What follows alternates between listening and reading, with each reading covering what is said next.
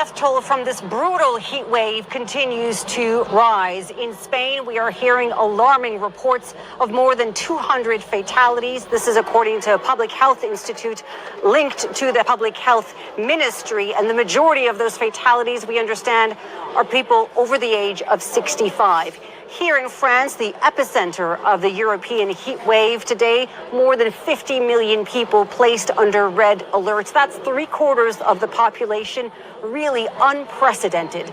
Dozens of people this week have drowned trying to cool off and in at least 2 incidents, we've heard of tragic cases of children found dead in vehicles believed to have accidentally locked themselves inside.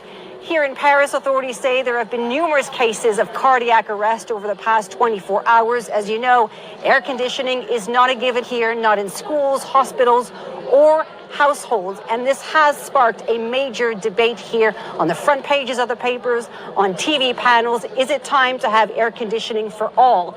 Some politicians are promising to distribute units in every household. Others are saying it's only going to further damage the environment. I don't know how otherwise you can get to be less warm anyway. You need some air. And how can you do it otherwise with electricity? It's bad for the environment. The weather don't give us the choice, so air condition, we're just a bit late. When people say it's bad for the environment, what do you say to that? I think it is, but the environment don't give us the choice. Meanwhile, it is especially punishing for the residents living in those iconic attic apartments. You see them there with the gray roofs. Well, that is made out of zinc. It traps the heat, making it feel like an oven. In some cases this week, it felt close to 120 degrees. This is going to end, but forecasters say not for a few more days. Global health officials say more than 1,300 deaths have been linked to the record heat wave blanketing Europe. That toll is likely to rise as France alone reported at least 1,000 deaths above normal last week during some of the country's hottest ever days for the month of June. In Berlin over the weekend, police shot water cannons to cool down sweltering crowds. And in Budapest, Hungary, temperatures today soared to more than 100 degrees Fahrenheit, far above normal even for summer. I hardly left home and I'm sweating all over. This is simply unbearable. 28 degrees Celsius, that used to be summer. I don't know what this is now. What is coming to us after this?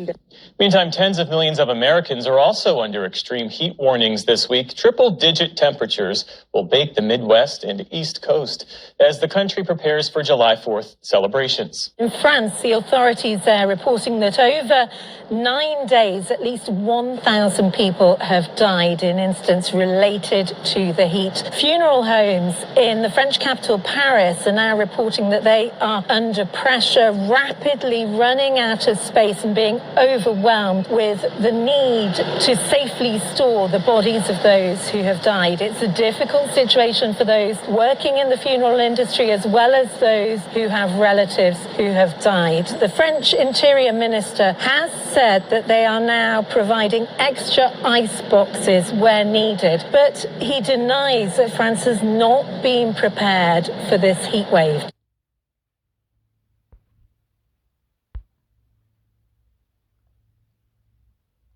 You're about to lose $50,000 for your car accident because you don't know this one trick. Check this out. I'm an attorney. I've been doing this for years. And I'm standing here because most people want... Family member is remembering Brittany Clark for her fun-loving spirit. She says the 31-year-old was an avid bike rider and she loved her dog.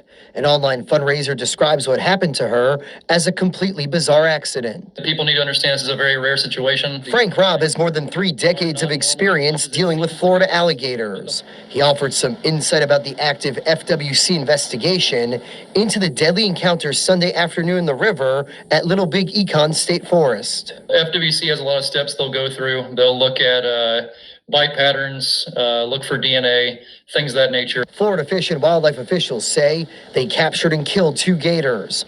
First, a 13-foot gator near where Clark was badly bitten, and a 12.5-foot gator a half-mile away. The guys who go out there to do that job, the trappers who go out there to find the animal that is the problem, they're pretty dang good at their jobs. The 911 calls captured the concern, the voice of the victim's friend. How bad is the bite?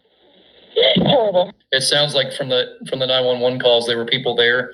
Having an eyewitness to what happened definitely helps the situation. Now, to confirm if either of the harvested gators were involved in the deadly attack, FWC is submitting DNA samples to a lab in Gainesville for testing. They'll be looking first and foremost in the animal's mouth and then its stomach. WESH 2 has reported on 3 gator attacks within 7 days in Central Florida. You can find alligators in pretty much every body of water in Florida. It's about being aware of your surroundings. Known by the nickname Alligator Rob, he says people need to remember to keep their distance, only swim in designated areas, and never feed the cold-blooded reptiles. If you have an alligator that's been fed, you're dealing with one that's not afraid of people anymore, will approach people, will not naturally be afraid and move away, and that's when the risk goes up.